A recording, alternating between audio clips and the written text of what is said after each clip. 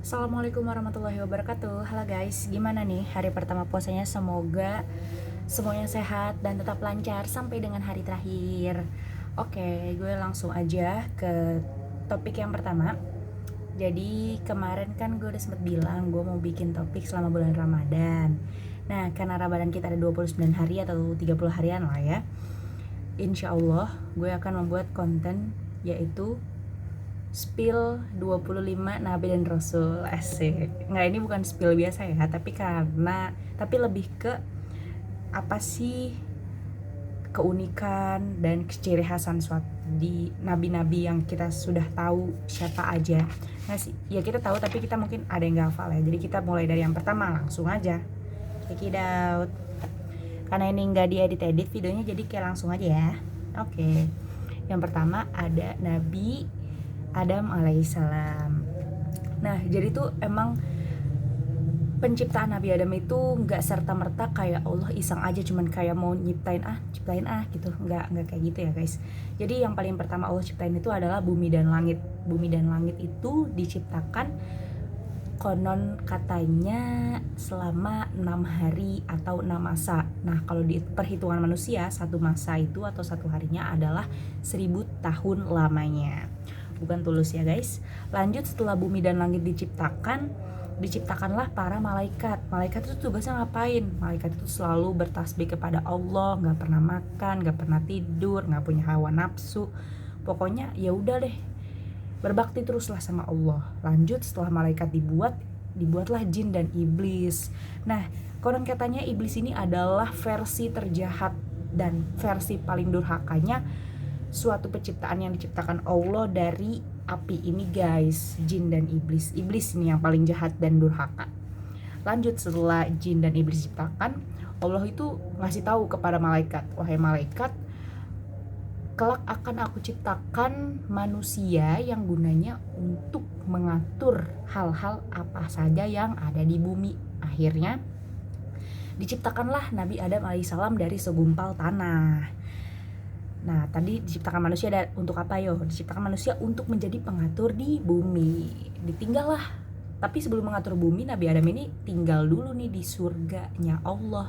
Surga kesana kemari. Di surga itu banyak banget ya yang dibutuhin sama Nabi Adam tuh, kayak udah terpenuhi semuanya. Nabi Adam udah kayak seneng banget, tapi kan setiap hari kesana kemari lari-larian di dalam surga kesana kemari itu membuat Nabi Adam itu bosen gitu, kayak aduh kok hewan aja di dalam surga itu berpasang-pasangan, masa aku sendiri gitu. Terus Nabi Adam bersedih, tapi akhirnya beliau tidur. Tapi kan Allah maha tahu ya apa yang ada di dalam hati manusia guys. Nah, jadinya Allah ciptakanlah Hawa. Hawa itu siapa? Hawa itu adalah pasangan Nabi Adam yang diciptakan dari tulang rusuk Nabi Adam. Nah, setelah diciptakan Hawa, jadi tuh Nabi Adam tidur, tiba-tiba pas bangun tuh ada Hawa di sampingnya, ting gitu kan. Terus kayak, wah siapa nih? Tapi enggak kayak gitu ngomongnya. Siapa kamu gitu kan? Aku adalah yang diciptakan dari tulang rusukmu untuk menemanimu. Ih, asik. Keliling-keliling surga ada pasangannya. Nah, si iblis pas ngeliat ini tuh kayak, sebenarnya tuh iblis nggak sirik karena punya pasangan, tapi iblis itu for your information, iblis itu sebenarnya tuh mau gitu loh mendengarkan perintah Allah gitu. Jadi kayak dia nggak sejahat itu, tapi dia cuman gak mau dia tuh cuman gak mau satu, dia cuman gak mau disuruh tunduk sama Nabi Adam. Karena ya iblis merasa, ya aku terbuat dari api guys, kamu cuma dari tanah gitu, apa kelebihan kamu, kayak gitulah intinya, nggak mau disuruh tunduk. Setelah itu ada satu tanaman di surga yang gak boleh banget Nabi Adam sentuh, yaitu apa yo? Pohon buah khuldi. Jadi gak boleh makan itu. Nah, namanya penciptaan itu pasti ada kekurangan ya. Maksudnya bukan setiap penciptaan ada kekurangan, tapi ini Nabi Adam yang diagung-agungkan ternyata memiliki titik lemah. Apa itu titik lemahnya Nabi Adam? Yang semua ini kita sedang jalani sekarang, yaitu berperang dengan hawa nafsu. Nah, titik lemah Nabi Adam itu hawa nafsu. Sama sih kita juga kayak gitu. Nah, terus abis itu iblis tahu nih, wah lu lower point lo itu adalah nafsu nih, gue godain lo. Nah salah satunya itu godainnya adalah untuk makan buah huldi. Makanlah buah huldi nih. Enggak, sebenarnya digodainnya beberapa kali, sekali nggak mempan, dua kali nggak mempan. Akhirnya siapa yang digodain? Bukan Nabi Adam, tapi Hawa. Nah, Hawa digodain, udahlah kamu makan aja buah huldi, soalnya kalau kamu makan buah huldi nanti kamu bisa menetap di surga terus gitu loh. Karena yang biasa makan buah huldi tuh malaikat. Nah malaikat kan di surga terus. Kalau lo nanti dilempar ke bumi gimana? Udah makan aja buah huldi, kayak gitulah kurang lebihnya ya. Akhirnya pas makan, akhirnya tergoda, makan lah tuh mereka berdua. Terus habis lari-lari di surga capek ngeliat buah huldi, wah enak nih. Makan, habis makan ternyata qadarullah, pakaian yang ada di Nabi Adam dan Hawa itu jatuh semua, jadinya kemaluannya kelihatan gitu. Dan Nabi Adam dan Hawa mencari-cari kesana kemari daun untuk menutupi segala kemaluannya itu. Nah terus habis itu ya udah, Allah udah tahu, akhirnya fix lah, kecewa abis itu diturunkanlah mereka berdua ke bumi. Tapi mereka berdua kan ke bumi tuh masih kayak belukar gitu kan, belukar tuh masih nggak tahu nih, aduh mau diapain nih bumi, dan bumi tuh apa sih gitu. Nah Allah tuh bilang, ya udah kalian saya turunin ke bumi, di bumi terserah itu kalian udah di semua sediain sebenarnya, makanan, minuman, segala macam semuanya sebenarnya disediain, tapi kalian harus bekerja keras untuk mendapatkan itu semua. Jadi nggak kayak di surga kan kayak tinggal ada. Nah kalau di bumi tuh enggak, kalian harus bekerja keras. Nah itulah yang kita alami sekarang kan. Kita kan mau apa-apa di bumi harus bekerja keras dulu guys, gitu ya. Nah terus diturunnya tuh gak serta-merta langsung kayak 2 orang langsung diturunin di satu tempat yang sama. Dilalah tuh konon katanya Hawa itu dituruninnya di tanah Arab, sedangkan Nabi Adam di tanah Hindia. Jadi kayak jauh banget. Akhirnya mereka berkelana selama 40 tahun baru ketemu tuh, kayak oh my god Hawa, you are the person I'm searching for the rest of my life di bumi ini gitu. Nah jadi itu adalah moral value buat kita adalah ya udah nggak usah takut kalau belum dapet jodohnya sekarang, karena Nabi Adam sama Hawa aja itu 40 tahun baru ketemu gitu. Jadi kayak tidak menutup kemungkinan bahwa jodoh kita tuh ada jauh di sana gitu. Dari kita aja dulu moral value-nya ya. Nah, oh ya, selama 40 tahun itu mereka meet up-nya di mana? Di Padang Arafah. Setelah itu Nabi Adam dan Hawa itu berketurunan. Dilalah pertama kali lahir itu kembar, namanya Qabil sama Iklimah. Qabil cowok, Iklimah cewek. Kembar kedua kan udah nih selang berapa, ya pokoknya nanti selang, nggak disebutin selang berapa tahunnya, tapi disebutkan kalau lahiran kedua tuh kembar lagi, namanya Habil dan Labuda. Nah Qabil sama Habil ini kayaknya lanjut cerita ke Qabil dan Habil. Qabil ini lelaki yang bergerak di bidang pertanian, jadi dia tuh spesialisnya pertanian. Sedangkan Habil itu, Habil apa Hobil ya bacanya, Habil aja ya. Habil itu bergerak di bidang peternakan, anak peternakan nih bosku. Nah si Qabil sama Iklimah ini kan kakak adean ibaratnya ya kalau kembar. Nah terus Habil sama Labuda, terus diperintahkanlah sama Allah untuk yang Qabil nikah sama Labuda, yang Iklimah nikah sama Habil gitu. Nah cuman si Qabil nggak mau nikah sama si Labuda, adanya si Habil. Kenapa? Skip, not good looking gitu.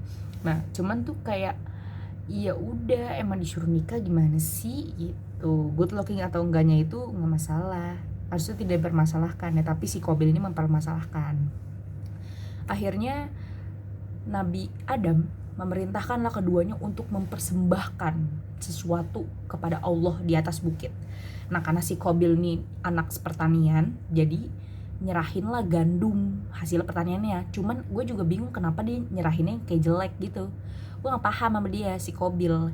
Nah si Habil ini kan anak peternakan bosku, dia memberikan domba deh kalau gak salah, domba atau kambing gitu, domba terbaiknya yang udah dia ternak, yang udah dia rawat kepada Allah di atas bukit. Jadi mereka nih berdua punya bawaannya masing-masing nih, seserahannya masing-masing nih. Akhirnya si kambingnya tuh bedar kayak kena petir gitu, kena petir hilang, sedangkan gandumnya punya si Qabil itu masih tetap. Maksudnya hilang ini kenapa? Artinya kayak Allah memilih Qabil untuk menikahkan si Iklimah.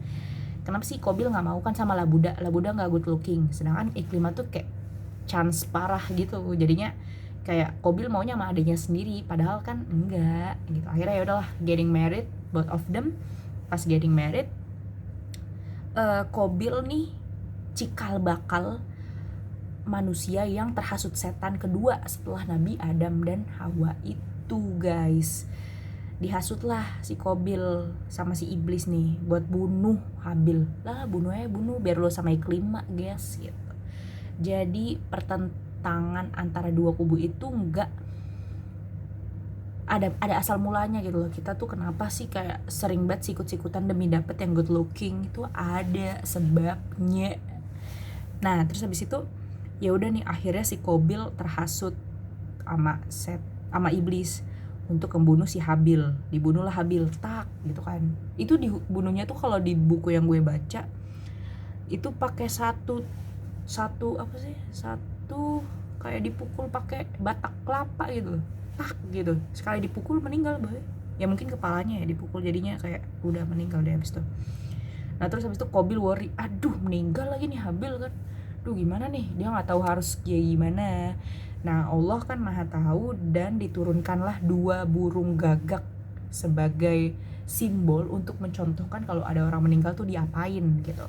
Turunin 2 burung gagak, 2 burung mau matok jenazahnya Habil. Ini udah burung udah cuma berduaan doang, herannya tuh pakai berantem matok si Habil. Akhirnya berantem lah mereka 2 burung itu, satunya mati.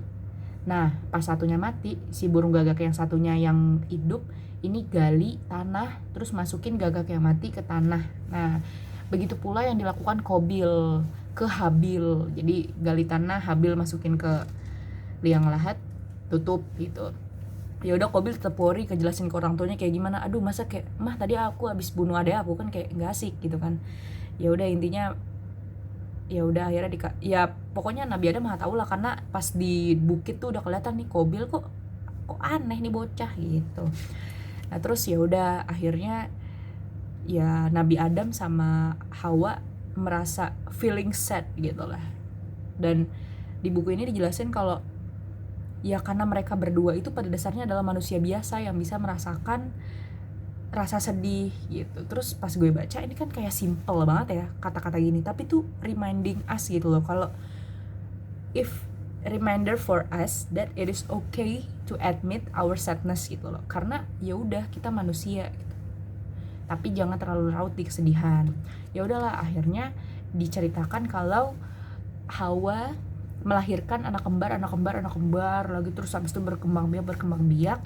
Nah setelah itu Nabi Adam meninggal. Nah pas Nabi Adam meninggal itu tuh anak-anak peranakannya itu tuh ternyata banyak banget yang nyimpang akhirnya, karena ya gimana ya, ada contohnya gitu kan. Ya akhirnya banyak umat yang berpaling, terus kenabiannya Nabi Adam ini dilanjutkan ke Nabi Idris gitu teman-teman. Mau tahu ceritanya tentang Nabi Idris? Tunggu ya. Pokoknya kalau untuk Nabi Adam alaihissalam, terima kasih telah memberikan contoh kepada kita, baik contoh yang baik maupun yang buruk. Jadi contoh tuh nggak selalu baik ya teman-teman. Maksudnya kalau kalian ketemu hal-hal yang ganjel atau hal-hal yang kurang berkenan, mungkin itu adalah cara Allah untuk memberikan contoh yang buruk di depan kalian agar kalian menjauhinya, oke? Gitu. Dan ya dari kisah Nabi Adam, kisah Qabil dan Habil ini semoga mengajarkan kita kalau ya pertama we are human, ada hawa nafsunya, tapi mboyo ditahan gitu loh biar nggak terhasut si iblis. Yang kedua adalah ya kita boleh merasakan rasa sedih, tapi tolong jangan berkepanjangan. Yang ketiga, jangan rasa sedih kalau misalnya belum punya pasangan, karena Nabi Adam dan Hawa aja dipertemukan di padang Arafah after 40 years gitu ya.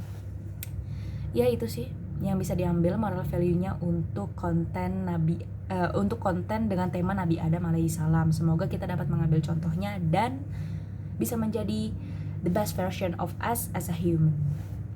Segitu dulu, kapan-kapan lagi. Wassalamualaikum warahmatullahi wabarakatuh.